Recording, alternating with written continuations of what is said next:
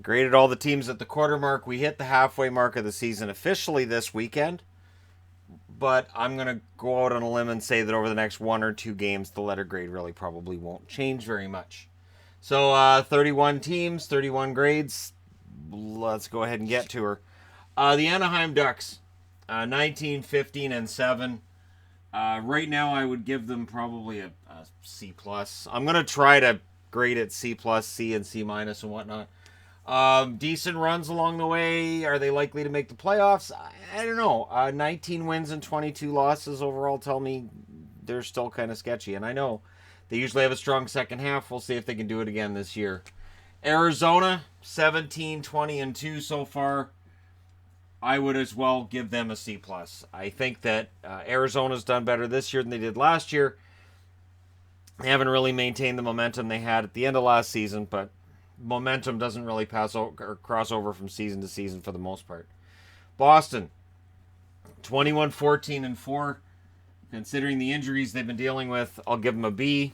Right now, they're playing, of course, Chicago and Notre Dame. Game's tied 1-1 after 1. But I'm not waiting until after that one because then I'm waiting till later tonight and then I'm doing all these videos well past when I shouldn't be. So I give Boston a B. I'm nervous about their result in the second half of the season. Even when they're healthy, I'm kind of nervous. Buffalo, 21, 13, and 6. Overall, I still give them a B. That 10-game winning streak helps. They've struggled since then, but I'll still give them a B. They're still in a playoff spot, which is probably a year ahead of what people had expected. Calgary. I can't not give Calgary an A. Calgary's been an amazing story. If you're a fan of the Flames, absolutely. This has been an excellent season so far, and I think it could just be getting started. Carolina, C- for execution. C- for the fact that they're still having a goaltending issue that thankfully the waiver wire kind of helped to fix. But they're still sitting with a poor record. They're still looking like a team that's going to miss the playoffs again. And it's a grade based on the entire organization. It's not as much about the guys on the ice, but it's just been sad. Chicago, who again are in a 1-1 tie right now with Boston. You know what? I'll give them a C overall. They've been solid the last few weeks. They had that really rough losing streak in there, but they weren't expected to be a playoff team this year anyway, so I'll give them a pass on that. Colorado at 19, 13, and 8. You know, I'll give them a C+. They're not as good as they looked early in the year. They're probably not as bad as they've looked over the last, I want to say, month, but I'm still not sure what we've got with Colorado. Are they a first round and out team again this year? Can they win a round this year? Where are they going to end up? Columbus, 23, 13, and 3. I'll give them a B. They do look like a good bet to finish either second or third in the division. If they finish second and if they can get home ice, they have a decent chance in the first round of securing what would likely be an upset over Pittsburgh because honestly, I think Pittsburgh or Washington, the other likely third place team. I can't see. Well, I guess the Islanders could. We'll get to the Islanders. Dallas 20, 16, and 4. A C for me with Dallas. This was supposed to be a season of improvement. So far, it hasn't really turned out that way. I know they're not out of it. I know that they're still in a playoff spot right now as we speak today.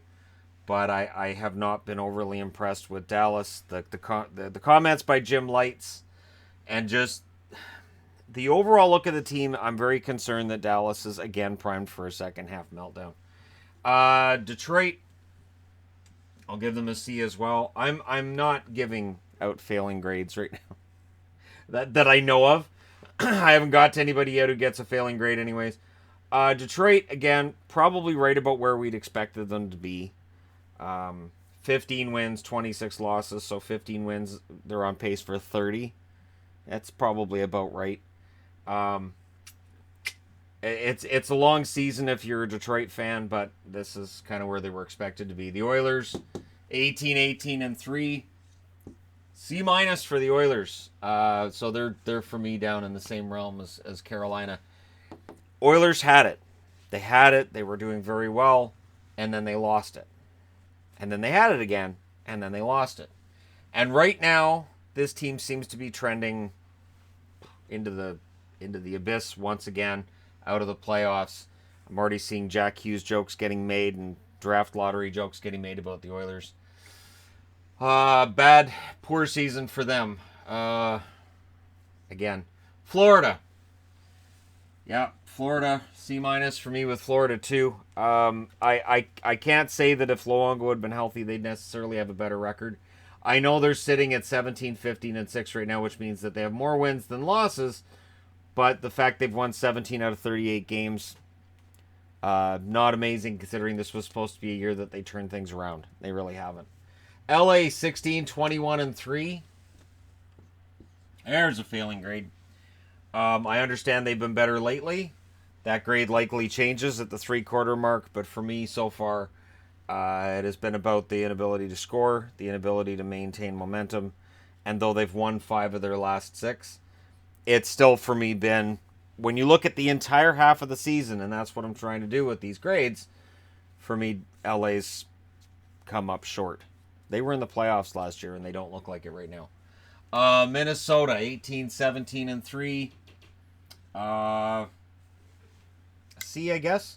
A C because they were picked as a team that was going to miss the playoffs. Everybody picked Chicago and Minnesota as the teams that would miss the playoffs in the Central.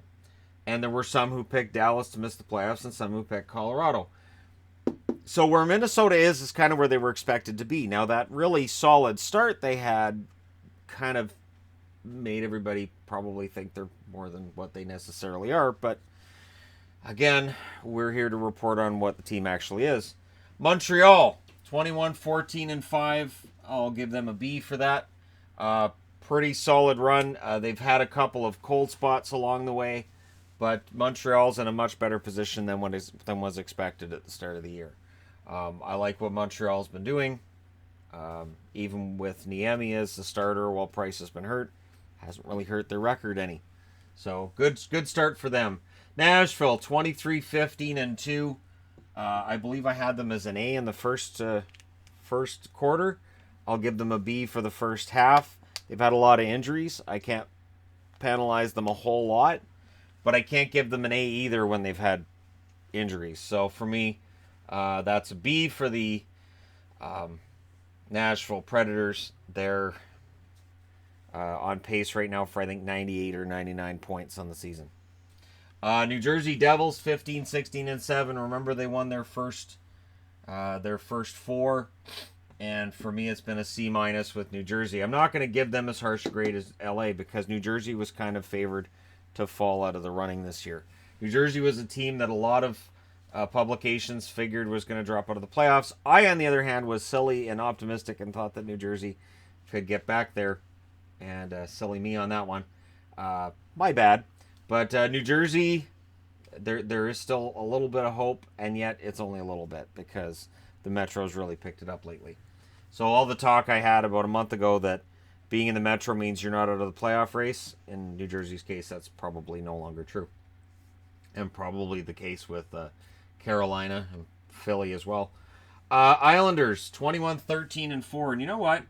I'm going to give them an A. Coming into this season, the New York Islanders were dead in the water, right? Tavares has left. They added what? Komarov and Martin? Oh, yeah, they're dead. No. Lou Lamoriello brought in the right coach. Barry Trotz has made a huge difference. Their goaltending has improved. They had a hunch about Leonard, and they were right. And so far, the New York Islanders look pretty solid.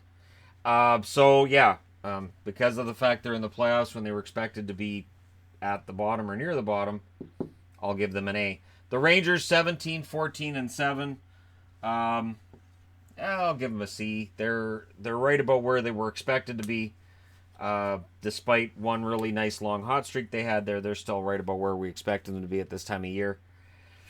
And again, for the teams that are C's and below, either they're where I expect them to be or maybe below where they were expected to be or below where we hoped they'd be maybe. But yeah, the Rangers, C grade for them. The Ottawa Senators, I'll go with a C minus. C minus because of a lot of drama and just the stops and starts and the fact that they have overplayed Craig Anderson. It just feels like this team is finding ways to shoot itself in the foot anytime that they look like they're getting back on track. So as soon as they get some wins together, it's like, all right, how are they going to mess this up? Oh, that's a creative way to mess things up. So that's why I give them a C minus. It's not a D though because we didn't expect them to be very good anyways. Philly 15, 18, and 5. Yeah, big fat D for me with the Philadelphia Flyers. It's been a poor season. I have to say I saw a comment by a Flyers fan that there are other Flyers fans who are writing off Carter Hart as a bust. I have to say that anybody who might be saying that about Carter Hart is either A, just trolling, or B, they don't understand that goalies take a long time to develop. And you can't look at a kid at 19, 20, 21 and say, oh, as a goaltender, this is what he's going to be. Philly, the fact that they're playing Carter Hart shows the fail this season has been both through injuries and just their mismanagement of goaltending. The way that they handled firing Ron Hextall, the way that they handled the firing of the coach, everything Philadelphia touches this year's just been just crap. Pittsburgh 21, 12, and 6. They get a B for the half. I have a funny feeling it'll be an A at the 3/4 mark, but they get a B for the halfway mark. And yeah, I can't see Pittsburgh finishing outside the playoffs, and I could see Pittsburgh pushing pretty hard against the Washington Capitals in the second half. I think we're up for quite the battle for the division. On the San Jose side of things, San Jose, considering Carlson's iffy numbers by Carlson standards, the fact they still have a pretty solid record to me gives them a B, and that might be a generous grade. A C plus might be more appropriate, but again, San Jose's had a decent run lately. I know they got shelled by Calgary yesterday, but that's just the start of something fantastic. Can't wait for the rematch between those two teams. That's going to be awesome. All right, St. Louis 15, 18, and 4. That's a D. I don't think that's any different than the grade they had at the quarter mark. A D grade for St. Louis because honestly, the Blues can be better than this. And if people want to blame Ryan O'Reilly, okay, I think there's blame to go around. O'Reilly's not the guy trying to stop pucks. So for all the games that Allen kind of blew it, I can't say you can blame O'Reilly on that. The Blues have had over 50 years of futility, and sadly it looks like it's going to continue at this stage.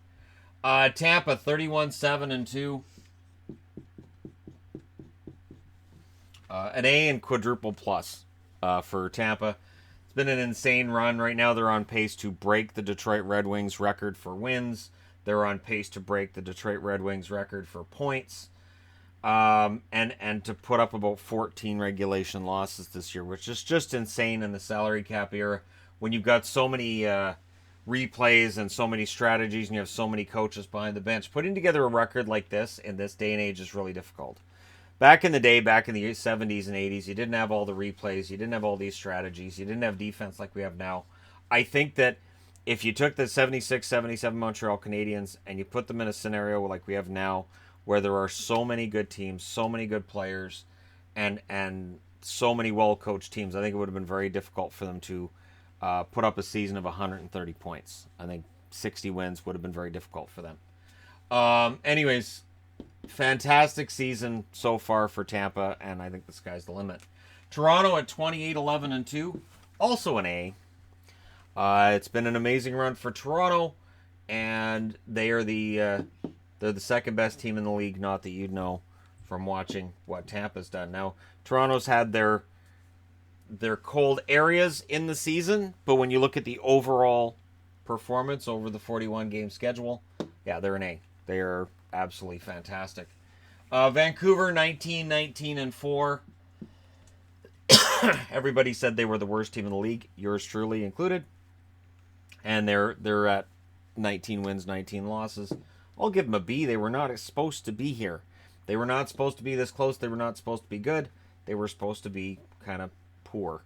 And so far, they've proven a lot of people, myself included, wrong.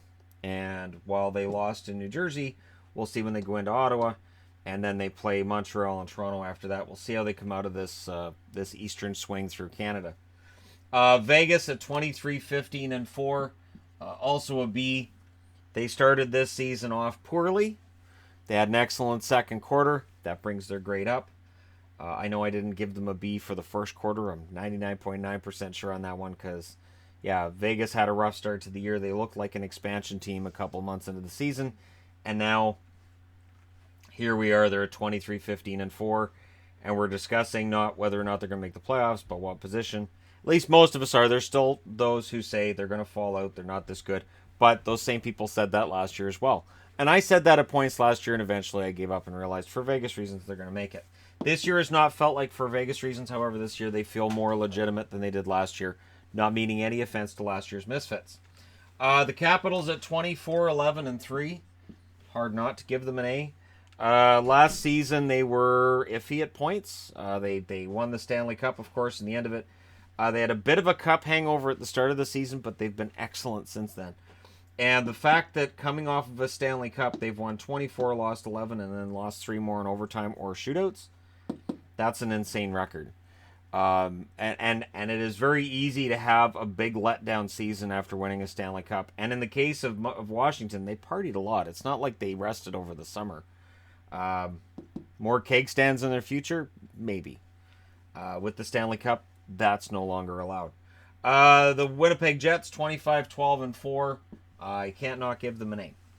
They're sitting with 54 points currently. There's no way I could justify not giving them an A. They've had a better first half of this season than they had of last season. They're sitting right now ahead of the Nashville Predators, and it's been quite the run for them. It's been an amazing run for them. Okay, I thought I had that off. 25-12-2 is the record of the Winnipeg Jets. I looked at that and I'm like, 54 doesn't seem right. They have 52 points to 48 for Nashville. So, there you go. My letter grades, very unscientific. No plan. No writing anything down. No books in my hands. Just off the top of my head, giving letter grades to each team on where they're at, where they're headed. We don't know, but where they're at right now, those are my letter grades. Let me know where you have the teams graded at the halfway mark. And again, I know we're a little bit ahead of the halfway mark. Part of the reason I do this is I want to make sure that I release this kind of stuff before we see all of the mainstream media publications, the sports publications, do the same. Because I want to make sure that my grades, my ratings are not influenced by somebody else's, or I don't see somebody else do something and I go, well, forget it. So there you go. Letter grades at the halfway mark of the season. Highly unscientific. Let me know your picks in the comment section below of where you think everybody is. Just as a fun thing to do on New Year's. Welcome to 2019. Don't forget to hit like and subscribe. If you're browsing your way through, you just tap it upon this video, and I will talk to you again soon.